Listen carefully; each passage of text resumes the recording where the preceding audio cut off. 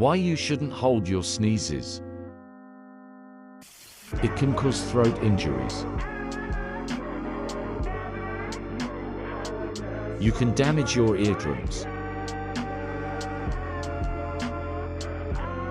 The trapped air pressure can hurt your chest. It can burst blood vessels in your eyes or nose. It forces mucus into your sinuses